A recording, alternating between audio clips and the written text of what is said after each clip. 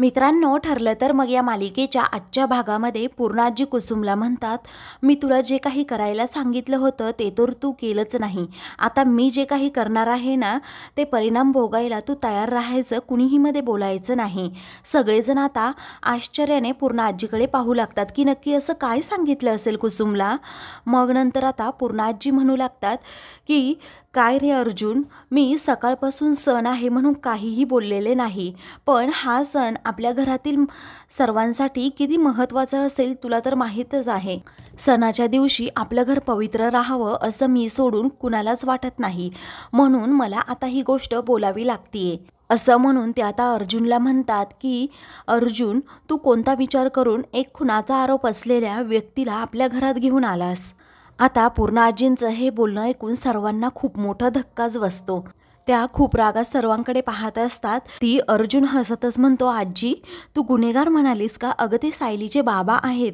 त्यावरती पूर्णाजी म्हणू लागतात की म्हणजे ज्यांनी एक खून केलाय आणि त्यांच्यावरती एक केस पण सुरू आहे, असंच ना अर्जुन? ज कोर्ट नाही जिथे सर्रास गुन्हेगारांचा वावर असतो. हे आपलं घर आहे आणि आपल्या घरामध्ये मला कुणीही खुनी दरोडेखोर नकोयत, असं म्हणून ते आता मधुभाऊंकडे पाहू लागतात.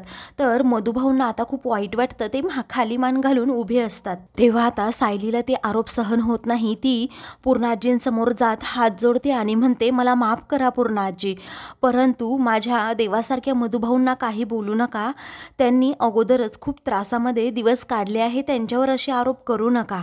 त्यावरती आता पूर्णाजी म्हणतात, जो गुन्हा करतो त्याच्यावर आरोप होतातच सायली. ती सायली म्हणते, मधुभाऊंवर केलेले सर्व आरोप हे खोटे आहेत. मी खऱ्या व खोट्याच्या पारड्यामध्ये खोट्याचं वजन अगदी कागदभर पण नाही भरणार पूर्णाजी. त्यावरती सायली आता रडतच म्हणू लागते, पूर्णाजी ही जी मानसी आहे ना, तर तान्ही होती आणि एसटी स्टँडवर तिला कोणीतरी सोडून गेलं होतं ना, ती दिसली आणि त्यांनी लगेच तिला आश्रमात आणलं.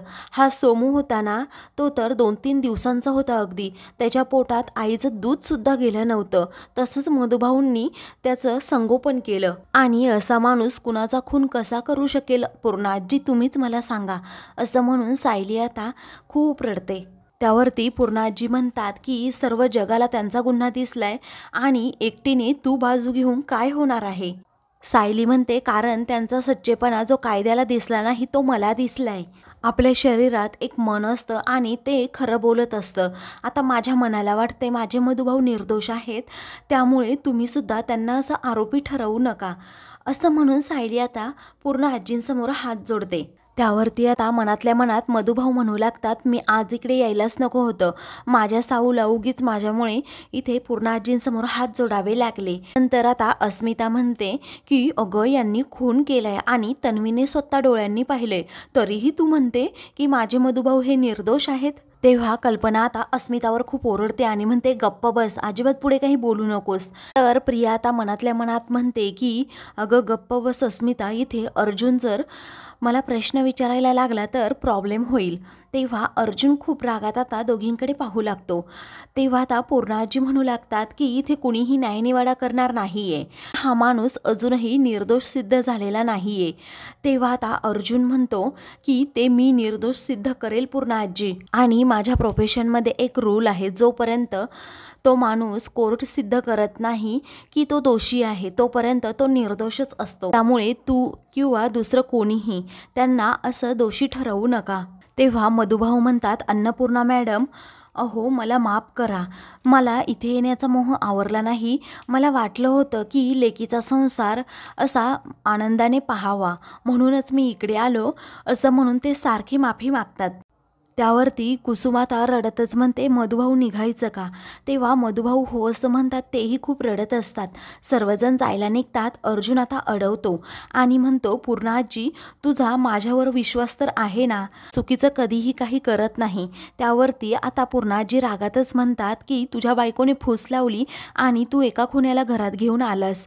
तर आता सायली म्हणते, अहो विषय वाढवू नका ना, मी बोलली ना पूर्णाजींबरोबर. पूर्णाजी ह्या आता मधुभाऊंना काहीही बोलणार नाहीये. त्या म्हणू लागतात की हे ठरवणारी तू कोण आहेस ग? ते दोषी आहेत आणि दोषीच राहणार. तेव्हा आता अर्जुन म्हणतो, पूर्णाजी तू मला चांगलंच ओळखत असेल. माझ्या बायकोने सांगितलं आणि ते मी ऐकलं असा माणूस आहे का? प्रताप आता म्हणू लागतो की अर्जुन, अरे सण आहे या घरामध्ये, तू कशाला उगीच वाद वाढवतोस. तेव्हा आता अर्जुन म्हणतो, आपण सणच साजरा करत होतो डॅड, आता मला बोलू द्यात, पूर्णाजीने सुरू केलंय ना, आता मीच ते संपवणार. त्यानंतर आता अर्जुन खूपच चिडतो आणि पूर्णाजींना आता खूप काही बोलू लागतो. सायली म्हणते, हो विषय वाढवू नका ना. अर्जुन म्हणतो, माझ्यामध्ये आणि पूर्णाजींमध्ये आज कुणीही बोलणार नाही आहे, असं म्हणून तो आता त्यांना विचारू लागतो की मी माझ्या बायकोच्या कुटुंबासोबत दिवाळी साजरी करतोय, तिच्या चेहऱ्यावर आनंद आणतोय, याचा तुला त्रास होतोय. दिवसभर माझी बायको, माझी पूर्ण फॅमिली ही आनंदात होती, याचा तुला त्रास होतोय, मला कळतच नाही. तू माझी आजी आहेस आणि ते माझे सासरे आहेत. लहान मुलांना, निराधार मुलांना खाण्यापिण्याची सोय करून देते, त्यांना राहण्यासाठी जागा देते, तेच मधुभाऊ काम करतात. तेव्हा तू या खुन्याची आणि माझी बरोबरी करू नको, पूर्णाजी म्हणतात. तेव्हा अर्जुनला खूप राग येतो. तेव्हा तो म्हणतो, पूर्णाजी प्लीज खुनी म्हणू नकोस, आणि मी माझ्या आजीची आणि माझ्या सासऱ्यांची तुलना करतोय, जे की ते दोघेही सेम काम करतायत. अर्जुन आता पूर्णाजींना खूप बोलत असतो ते पाहून अस्मिता प्रियाला म्हणते, पाहिलं का अर्जुन कसा आता त्यांसाठी पूर्णाजीला सुनावतोय. इकडे मधुभाऊ म्हणतात, माझ्यावरून तुमच्या घरामध्ये उगीच वाद नकोत, शांत बसा जावई बापू. पुढे आता पूर्णाजी म्हणतात, मी कोणताही मनात आकस ठेवून यांना विरोध करत नाहीये. बायकोच्या घरच्यांना तू बोलव, दिवाळी साजरी कर, अगदी कधीही बोलव, पण त्यातील माणसं काही खुनी नसली पाहिजे असं मला वाटतं. तेव्हा आता मधुभाऊंना अजूनच वाईट वाटतं. त्यानंतर अर्जुन आता अगदी इमोशनल होतो आणि म्हणतो, यांचा हेतू तरी काय असेल ग घरात येण्याचा. ह्या लहान मुलांना फक्त नवीन कपडे आणि फटाके हवे होते आणि मधुभाऊंना लेकीचा संसार पाहायचा होता. त्यांना काय आपल्या घरात चोरी करायची होती का, आणि या लहान मुलांना तुला त्रास द्यायचा होता का. मुलांना ज्या काही वस्तू दिल्या आहेत, गिफ्ट दिले आहे, त्यामध्ये फक्त 10-11 हजार रुपये खर्च झाले आहेत. आता तो प्रतापकडे जात विचारतो, डॅडा आपल्या अन्नपूर्णा ट्रस्टमध्ये दिवाळीचं बजेट काय होतं. तेव्हा तो म्हणतो की 5 लाख. तर आता अर्जुन हसतो आणि म्हणतो, तू 5 लाखाची कपडे वगैरे वाटू शकतेस, आणि मग या मुलांसाठी किती कमी मी खर्च केलाय. तू कोणत्या हेतूने हे सगळं काही त्यांच्यासाठी केलं. आता तो म्हणतो, मधुभाऊंच्या मनाची श्रीमंती तुला काय समजणार आहे, आपल्यापेक्षा ते सर्वात जास्त श्रीमंत आहेत. अस्मिता म्हणते, अरे अर्जुन तू काय बोलतोस, तुला तरी समजतं का. त्यावरती आता मधुभाऊंची श्रीमंती अजून पूर्णाजींना समजली नाही तर तुला काय समजणार, असं म्हणून अस्मिताचं तोंड तो गप्प करतो. तर आता पूर्णाजीच्या ह्या बोलण्यावर अर्जुन म्हणतो, पूर्णाजी मी तुला आज एक शब्द देतो, मी माझ्या प्रत्येक क्लायंटला जसं निर्दोष सिद्ध करतो तसं मधुभाऊंना देखील करून दाखवणारच. हा माझा तुला शब्द आहे. समजेल मधुभाऊ खरे की खोटे. आणि अजून एक गोष्ट लक्षात ठेव, अगं जे गुन्हेगार आहेत त्यांच्याकडे तू चांगल्या नजरेने पाहतेस आणि जे निर्दोष आहेत त्यांना तू खुनी समजतेस. असं करू नकोस. तुला आता काही दिवसांतच समजेल कोण किती खोटं बोललंय, आणि त्या व्यक्तीला मी शिक्षा देणारच, असं म्हणून तो आता लगेच प्रियाकडे पाहतो. तेव्हा प्रिया आता खूप घाबरते आणि अर्जुनला म्हणते की अर्जुन नको ना रे बोलू पूर्णाजींना, बघ ना त्यांचा चेहरा कसा झालाय. तेव्हा आता पूर्णाजी म्हणतात, हे बघ अर्जुन मी तुला एकच गोष्ट सांगते, जेव्हा तू यांना निर्दोष सिद्ध करशील तेव्हा मी यांच्याबरोबर उठबस करेल आणि स्वतःहून यांना घरी बोलवेल. तर अशा खुन्यांबरोबर मी उठबस सुद्धा करणार नाही. तेव्हा मधुभाऊंना आता खूपच वाईट वाटतं. अर्जुनला पूर्णाजीच्या ह्या बोलण्याचं जरा वाईटच वाटतं. सगळेजण आता एकदम शांत असतात. मित्रांनो, पुढील भागामध्ये सायली चैतन्याला म्हणते, यांनी माझ्यासाठी खरंच खूप काही केलंय, मलाही त्यांच्यासाठी काहीतरी करायचंय.